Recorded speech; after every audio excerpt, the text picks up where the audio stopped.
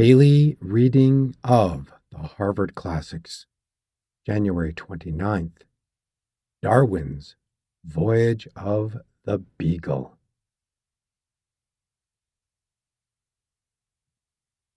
Darwin's Voyage of the Beagle, Chapter 10, Tierra del Fuego. Tierra del Fuego, first arrival, Good Success Bay. An account of the Fuegans on board. Interview with the savages. Scenery of the forests. Cape Horn. Wigwam Cove. Miserable condition of the savages. Famines. Cannibals. Matricide. Religious feelings. Great Gale, Beagle Channel, Ponsonby Sound, build wigwams and settle the Fuegans, bifurcation of the Beagle Channel, glaciers, return to the ship, second visit in the ship to the settlement, equality and condition amongst the natives. December 17th, 1832. Having now finished with Patagonia and the Falkland Islands, I will describe our first arrival in Tierra del Fuego. A little after noon, we doubled Cape St. Diego and entered the famous Strait of Le Maire. We kept close to the Fuegan shore, but the outline of the rugged, inhospitable Staten Land was visible amidst the clouds. In the afternoon we anchored in the Bay of Good Success. While entering we were saluted in a manner becoming the inhabitants of this savage land. A group of Fuegans, partly concealed by the entangled forest, were perched on a wild point overhanging the sea. And as we passed by, they sprang up and, waving their tattered cloaks, sent forth a loud and sonorous shout. The savages followed the ship, and just before dark we saw their fire, and again heard their wild cry. The harbor consists of a fine piece of water, half surrounded by low, rounded mountains of clay slate, which are covered to the water's edge by one dense, gloomy forest. A single glance at the landscape was sufficient to show me how widely different it was from anything I had ever beheld. At night it blew a gale of wind, and heavy squalls from the mountains swept past us. It would have been a bad time out at sea, and we, as well as others, may call this Good Success Bay. In the morning, the captain sent a party to communicate with the Fuegans.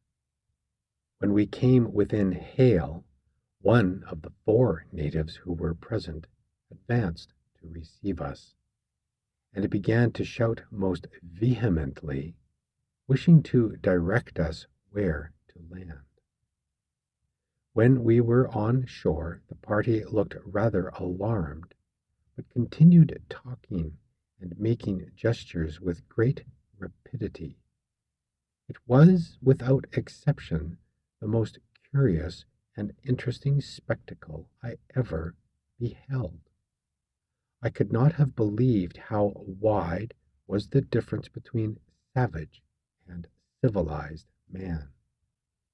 It is greater than between a wild and domesticated animal, inasmuch as in man there is a greater power of improvement.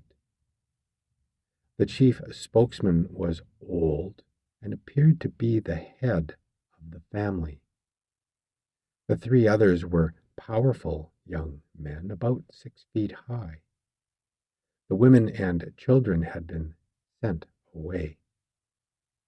These Fuegians are a very different race from the stunted, miserable wretches further westward, and they seem closely allied to the famous Patagonians of the Strait of Magellan.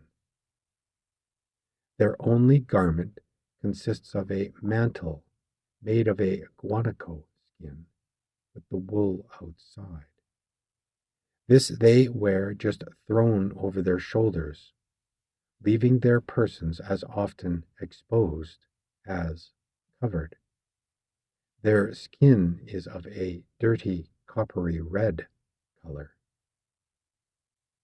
The old man had a fillet of white feathers tied round his head, which partly confined his black, coarse, and entangled hair. His face was crossed by two broad transverse bars. One, painted bright red, reached from ear to ear and included the upper lip. The other, white like chalk, extended above and parallel to the first, so that even his eyelids were thus colored. The other two men were ornamented by streaks of black powder made of charcoal. The party altogether closely resembled the devils which come on the stage in plays like Der Frühschutz. Their very attitudes were abject, and the expression of their countenances distrustful, surprised, and startled. After we had presented them with some scarlet cloth, which they immediately tied round their necks, they became good friends. This was shown by the old man patting our breasts and making a chuckling kind of noise, as people do when feeding chickens. I walked with the old man, and this demonstration of friendship was repeated several times. It was concluded by 3 hard slaps, which were given me on the breast and back at the same time. He then bared his bosom for me to return the compliment, which being done, he seemed highly pleased. The language of these people, according to our notions, scarcely deserves to be called articulate. Captain Cook has compared it to a man clearing his throat, but certainly no European ever cleared his throat with so many hoarse, guttural, and clicking sounds. They are excellent mimics. As often as we coughed or yawned or made any odd motion, they immediately imitated us. Some of our party began to squint and look awry, but one of the young Fuegians, whose whole face was painted black except a white band across his eyes, succeeded in making far more hideous grimaces. They could repeat with perfect correctness each word in any sentence we addressed them, and they remembered such words for some time. Yet we Europeans all know how difficult it is to distinguish apart the sounds in a foreign language. Which of us, for instance, could follow an American Indian through a sentence of more than 3 words? All savages appear to possess to an uncommon degree this power of mimicry. I was told almost in the same words of the same ludicrous habit among the Caffres. The Australians, likewise, have long been notorious for being able to imitate and describe the gait of any man so that he may be recognized. How can this faculty be explained? Is it a consequence of the more practiced habits of perception and keener senses, common to all men in a savage state as compared with those long civilized? When a song was struck up by our party, I thought the Fuegians would have fallen down with astonishment. With equal surprise they viewed our dancing, but one of the young men, when asked, had no objection to a little waltzing. Little accustomed to Europeans as they appeared to be, yet they knew and dreaded our firearms. Nothing would tempt them to take a gun in their hands. They begged for knives, calling them by the Spanish word cuchilla. They explained also what they wanted by acting as if they had a piece of blubber in their mouth and then pretending to cut instead of tear it. I have not as yet noticed the Fuegians whom we had on board. During the former voyage of the Adventure and Beagle in 1826 to 1830, Captain Fitzroy seized on a party of natives as hostages for the loss of a boat which had been stolen, to the great jeopardy of a party employed on the survey. And some of these natives, as well as a child whom he bought for a pearl button, he took with him to England, determining to educate them and instruct them in religion at his own expense. To settle these natives in their own country was one chief inducement to Captain Fitzroy to undertake our present voyage. And before the Admiralty had resolved to send out this expedition, Captain Fitzroy had generously chartered a vessel and would himself have taken them back. The natives were accompanied by a missionary, R. Matthews, of whom and of the natives Captain Fitzroy had published a full and excellent account. 2 men, one of whom died in England of the smallpox, a boy and a little girl, were originally taken, and we had now on board York Minster, Jemmy Button, whose name expresses his purchase money, and Fuegia Basket. York Minster was a full-grown, short, thick, powerful man. His disposition was reserved, taciturn, morose, and when excited, violently passionate. His affections were very strong towards a few friends on board, his intellect good. Jemmy Button was a universal favorite, but likewise passionate. The expression of his face at once showed his nice disposition. He was merry and often laughed, and was remarkably sympathetic with anyone in pain. When the water was rough, I was often a little seasick, and he used to come to me and say in a plaintive voice, "Poor, poor fellow." But the notion, after his aquatic life, of a man being seasick was too ludicrous, and he was generally obliged to turn on one side to hide a smile or laugh. and then he would repeat his poor, poor fellow. He was of a patriotic disposition, and he liked to praise his own tribe and country, in which he truly said there were plenty of trees. And he abused all the other tribes.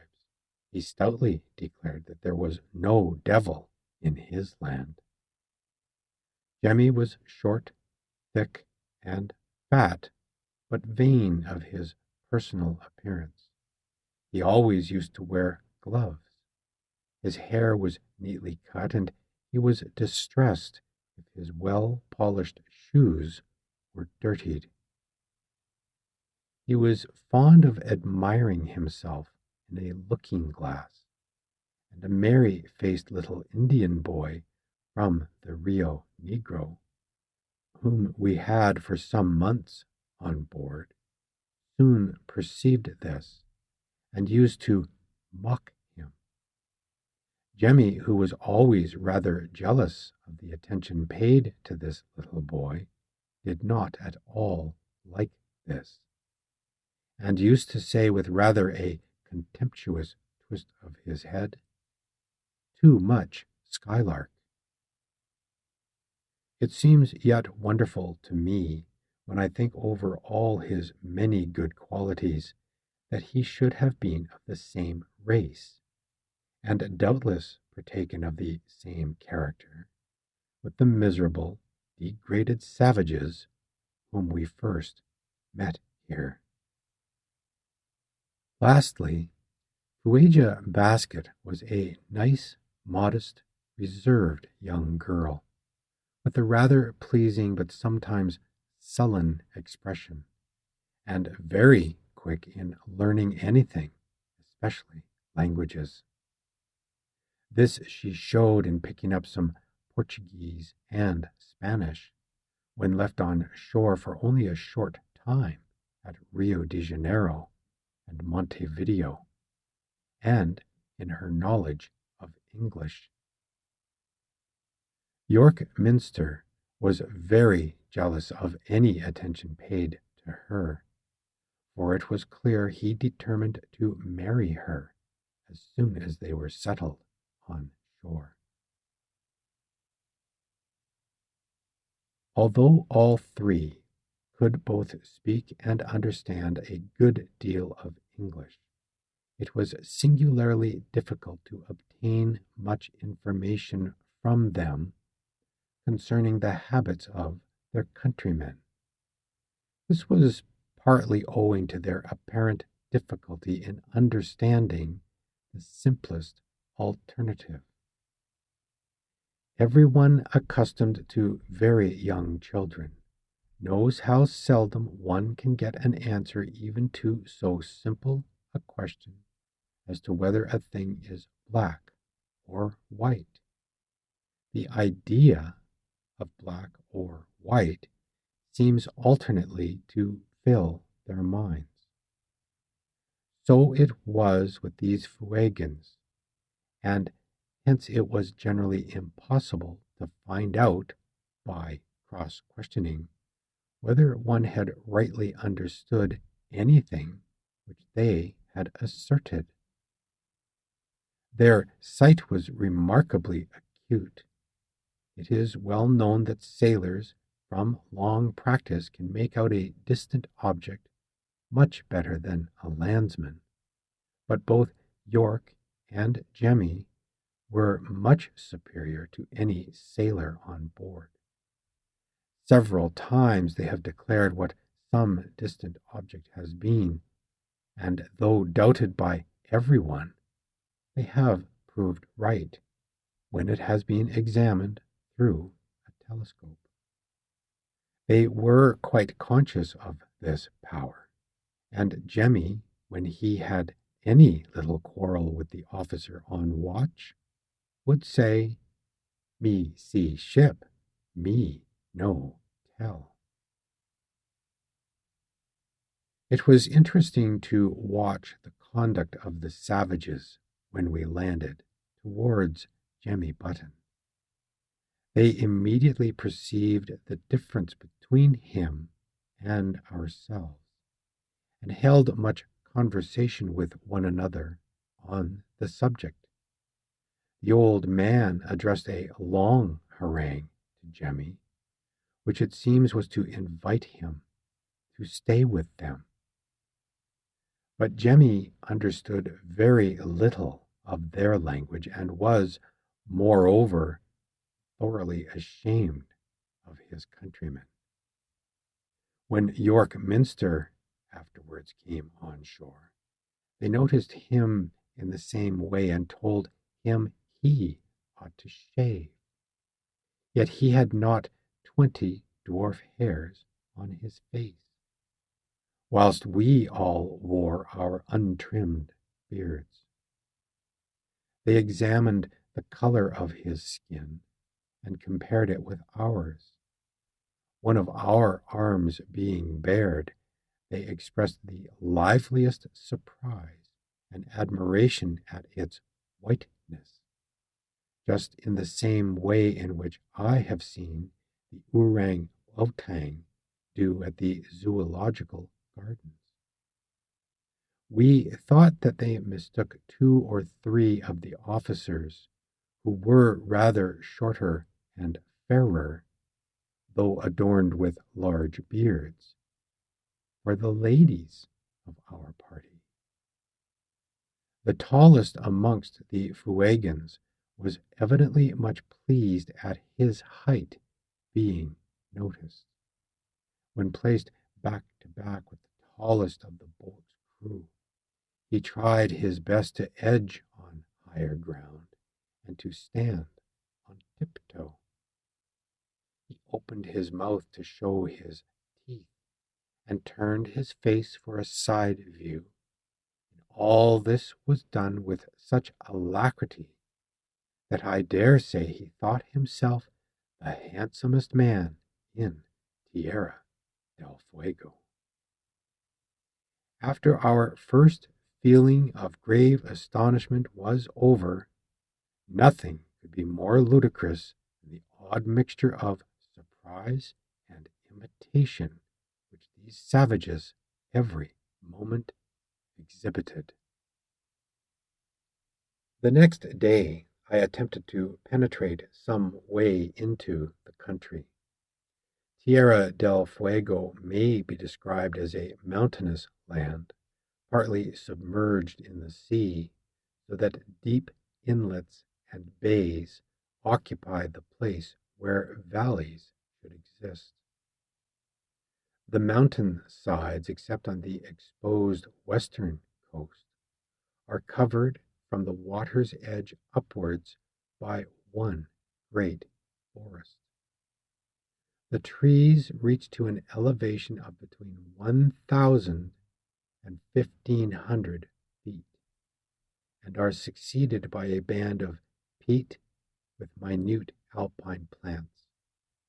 And this again is succeeded by the line of perpetual snow, which, according to Captain King, in the Strait of Magellan descends to between 3,000 and 4,000 feet. To find an acre of level land in any part of the country is most rare. I recollect only one little flat piece near Port Famine, and another of rather larger extent near Uri Road. In both places, and everywhere else, the surface is covered by a thick bed of swampy peat. Even within the forest, the ground is concealed by a mass of slowly putrefying vegetable matter, which, from being soaked with water, yields to the foot. Finding it nearly hopeless to push my way through the wood, I followed the course of a mountain torrent. At first, from the waterfalls and number of dead trees, I could hardly crawl along. But the bed of the stream soon became a little more open from the floods having swept the sides. I continued slowly to advance for an hour along the broken and rocky banks, and was amply repaid by the grandeur of the scene. The gloomy depth of the ravine well accorded with the universal signs of violence. On every side were lying irregular masses of rock and torn-up trees. Other trees, though still erect, were decayed to the heart and ready to fall. The entangled mass of the thriving and the fallen reminded me of the forests within the tropics. Yet there was a difference, for in these still solitudes, death, instead of life, seemed the predominant spirit. I followed the watercourse till I came to a spot where a great slip had cleared a straight space down the mountainside. By this road I ascended to a considerable elevation and obtained a good view of the surrounding woods. The trees all belong to one kind, the Fagus betuloides, for the number of the other species of fagus and of the winter's bark is quite considerable. This beech keeps its leaves throughout the year, but its foliage is of a particular brownish-green color with a tinge of yellow. As the whole landscape is thus colored, it has a somber, dull appearance, nor is it often enlivened by the rays of the sun. December 20th. One side of the harbor is formed by a hill about 1,500 feet high, which Captain Fitzroy has called after Sir J. Banks, in commemoration of his disastrous excursion which proved fatal to 2 men of his party, and nearly so to Dr. Solander. The snowstorm, which was the cause of their misfortune, happened in the middle of January, corresponding to our July, and in the latitude of Durham. I was anxious to reach the summit of this mountain to collect alpine plants, for flowers of any kind in the lower parts are few in number. We followed the same watercourse as on the previous day, till it dwindled away, and we were then compelled to crawl blindly among the trees. These, from the effects of the elevation and of the impetuous winds, were low, thick, and crooked. At length we reached that which from a distance appeared like a carpet of fine green turf, but which, to our vexation, turned out to be a compact mass of little beech trees, about 4 or 5 feet high. They were as thick together as box in the border of a garden, and we were obliged to struggle over the flat but treacherous surface. After a little more trouble, we gained the peat, and then the bare slate rock. A ridge connected this hill with another, distant some miles, and more lofty, so that patches of snow were lying on it. As the day was not far advanced, I determined to walk there and collect plants along the road. It would have been very hard work had it not been for a well-beaten and straight path made by the guanacos, for these animals, like sheep, always follow the same line. When we reached the hill, we found it the highest in the immediate neighborhood, and the waters flowed to the sea in opposite directions. We obtained a wide view over the surrounding country. To the north, a swampy moorland extended, but to the south we had a scene of savage magnificence, well becoming Tierra del Fuego. There was a degree of mysterious grandeur in mountain behind mountain, with the deep intervening valleys, all covered by one thick, dusky mass of forest. The atmosphere, likewise, in this climate, where gale succeeds gale with rain, hail, and sleet, seems blacker than anywhere else. In the Strait of Magellan, looking due southward from Port Famine, the distant channels between the mountains appeared from their gloominess to lead beyond the confines of this world. December 21st. The Beagle got under way, and on the succeeding day favored to an uncommon degree by a fine easterly breeze. We closed in with the Barnevelds, and running past Cape Deceit with its stony peaks, about 3 o'clock doubled the weather-beaten Cape Horn. The evening was calm and bright, and we enjoyed a fine view of the surrounding isles. Cape Horn, however, demanded his tribute, and before night sent us a gale of wind directly in our teeth.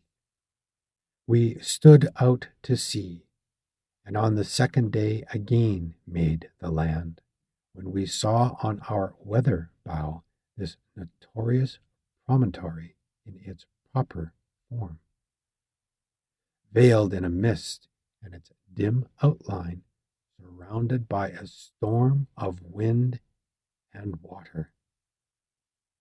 Great black clouds were rolling across the heavens, and squalls of rain with hail swept by us with such extreme violence that the captain determined to run into Wigwam Cove. This is a snug little harbor not far from Cape Horn, and here at Christmas Eve we anchored in smooth water. The only thing which reminded us of the gale outside was every now and then a puff from the mountains which made the ship surge at her anchors. December 25th. Close by the cove, a pointed hill called Cater's Peak rises to the height of 1,700 feet. The surrounding islands all consist of conical masses of greenstone, associated sometimes with less regular hills of baked and altered clay slate. This part of Tierra del Fuego may be considered as the extremity of the submerged chain of mountains already alluded to. The cove takes its name of wigwam from some of the Fuegian habitations, but every bay in the neighborhood might be so called with equal propriety. The inhabitants, living chiefly upon shellfish, are obliged constantly to change their place of residence, but they return at intervals to the same spots, as is evident from the piles of old shells, which must often amount to many tons in weight. These heaps can be distinguished at a long distance by the bright green color of certain plants, which invariably grow on them. Among these may be enumerated the wild celery and scurvy grass, two very serviceable plants, the use of which has not been discovered by the natives. The Fuegan wigwam resembles, in size and dimensions, a haycock. It merely consists of a few broken branches stuck in the ground and very imperfectly thatched on one side with a few tufts of grass and rushes. The whole cannot be the work of an hour, and it is only used for a few days. At Guri Roads, I saw a place where one of these naked men had slept, which absolutely offered no more cover than the form of a hare. The man was evidently living by himself, and York Minster said he was very bad man, and that probably he had stolen something. On the west coast, however, the wigwams are rather better, for they are covered with seal skins. We were detained here several days by the bad weather. The climate is certainly wretched. The summer solstice was now past, yet every day snow fell on the hills, and in the valleys there was rain accompanied by sleet. The thermometer generally stood about 45 degrees, but in the night fell to 38 or 40. From the damp and boisterous state of the atmosphere, not cheered by a gleam of sunshine, one fancied the climate even worse than it really was. While going one day on shore near Wollaston Island, we pulled alongside a canoe with 6 wagons. These were the most abject and miserable creatures I anywhere beheld. On the east coast, the natives, as we have seen, have guanaco cloaks, and on the west they possess seal skins. Amongst these central tribes, the men generally have an otter skin, or some small scrap about as large as a pocket handkerchief, which is barely sufficient to cover their backs as low down as their loins. It is laced across the breast by strings, aid according as the wind blows. It is shifted from side to side. But these Fuegans in the canoe were quite naked, and even one full-grown woman was absolutely so. It was raining heavily, and the fresh water, together with the spray, trickled down her body. In another harbor not far distant, a woman, who was suckling a recently born child, came one day alongside the vessel and remained there out of mere curiosity, whilst the sleet fell and thawed on her naked bosom and on the skin of her naked baby. These poor wretches were stunted in their growth, their hideous faces bedaubed with white paint, their skins filthy and greasy, their hair entangled, their voices discordant, and their gestures violent. Viewing such men, one can hardly make one's self believe that they are fellow creatures and inhabitants of the same world. It is a common subject of conjecture what pleasure in life some of the lower animals can enjoy. How much more reasonably the same question may be asked with respect to these barbarians. At night, 5 or 6 human beings, naked and scarcely protected from the wind and rain of this tempestuous climate, sleep on the wet ground, coiled up like animals. Whenever it is low water, winter or summer, night or day, they must rise to pick shellfish from the rocks. And the women either dive to collect sea eggs or sit patiently in their canoes and with a baited hairline without any hook, jerk out little fish.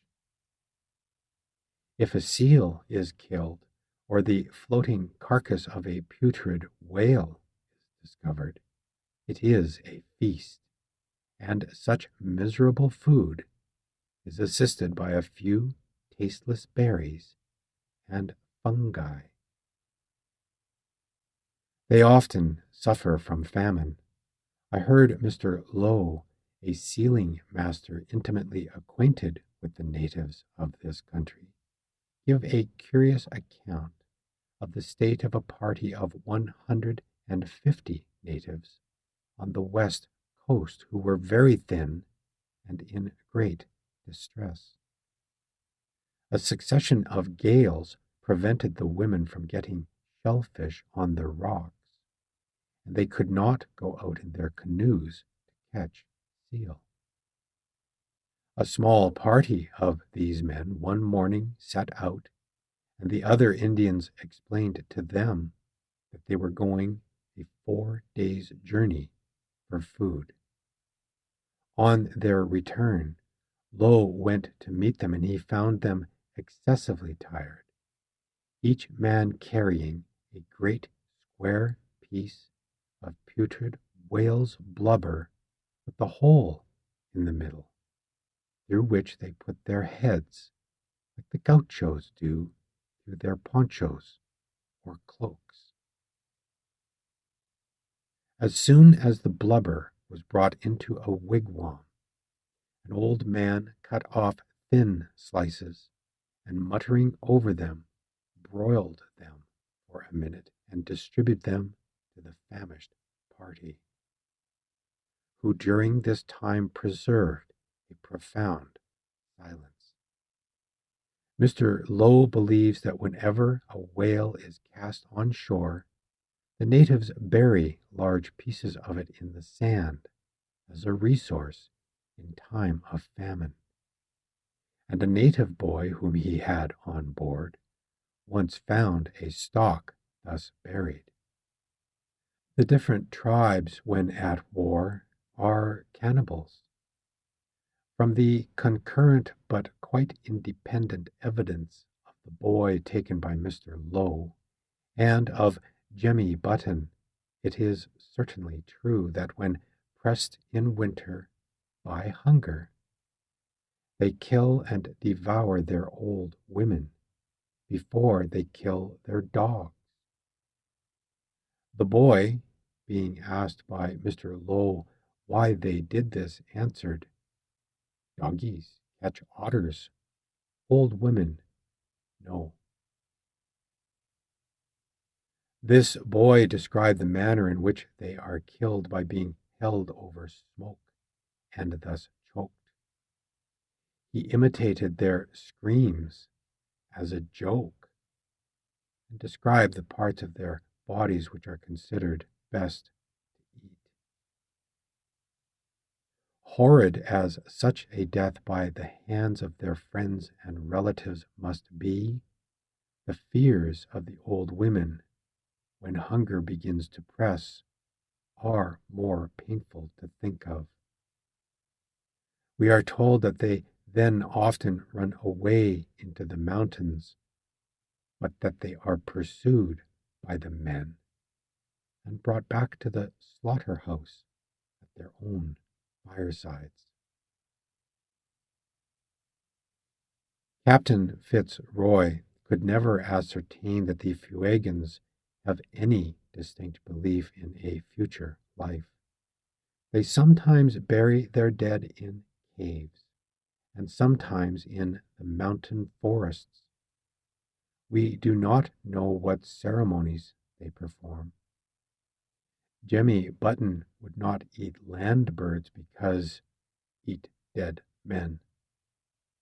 They are unwilling even to mention their dead friends.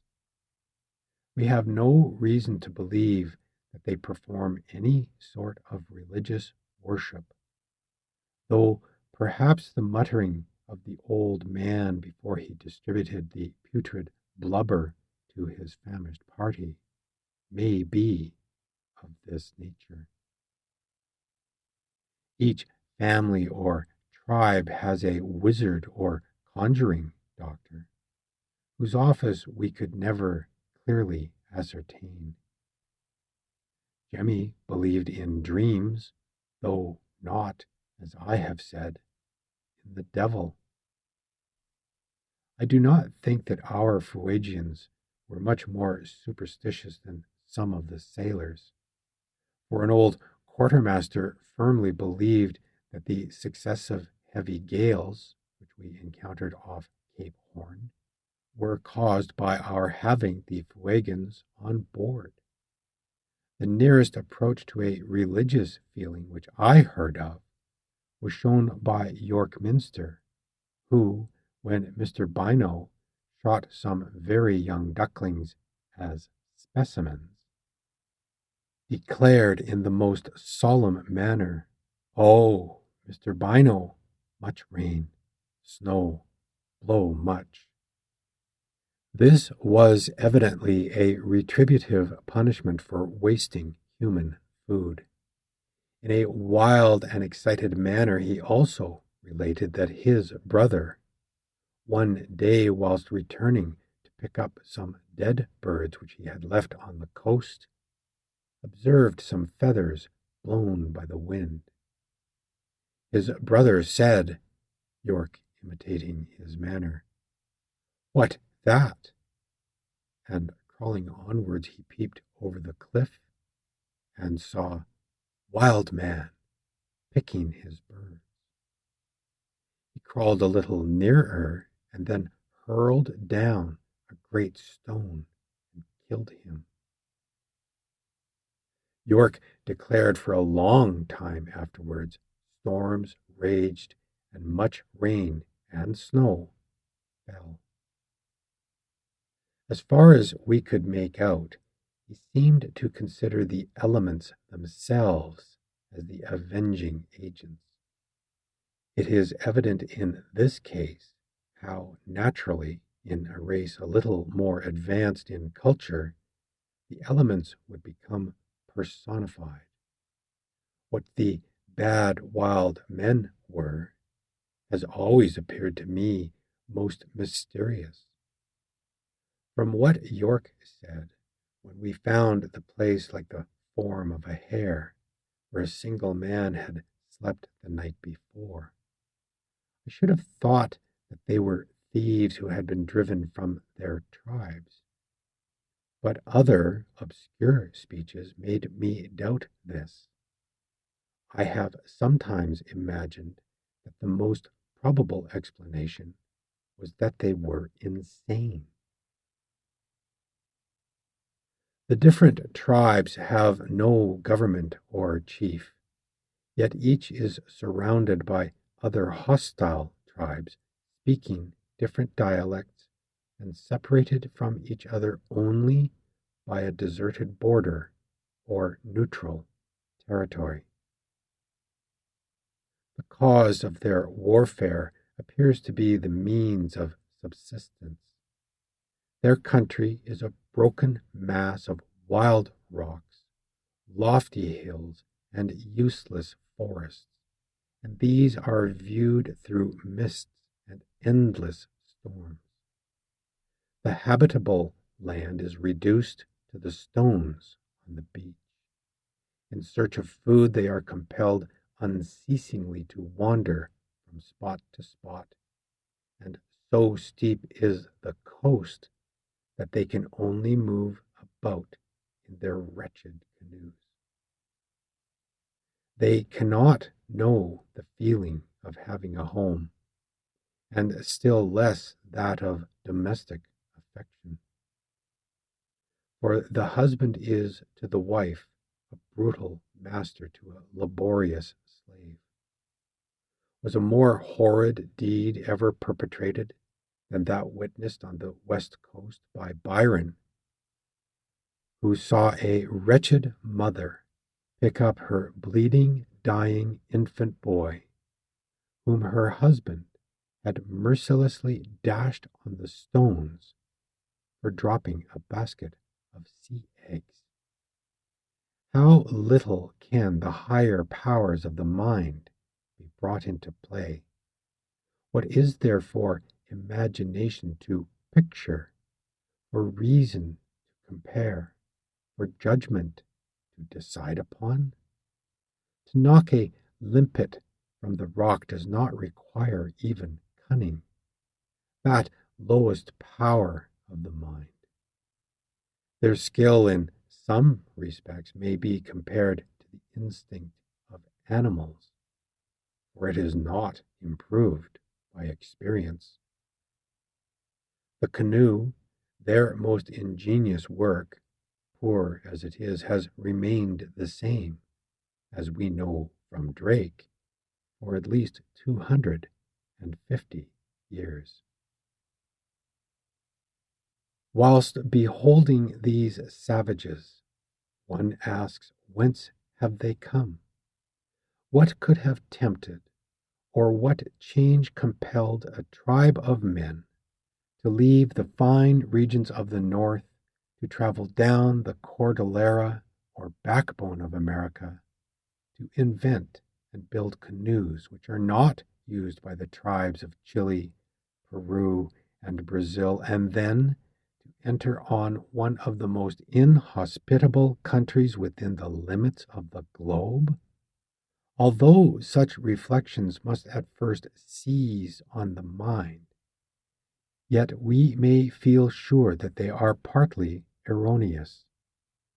There is no reason to believe that the Fuegians decrease in number. Therefore, we must suppose that they enjoy a sufficient share of happiness, of whatever kind it may be, to render life worth having. Nature, by making habit omnipotent and its effects hereditary, has fitted the Fuegian to the climate and the productions of his miserable country.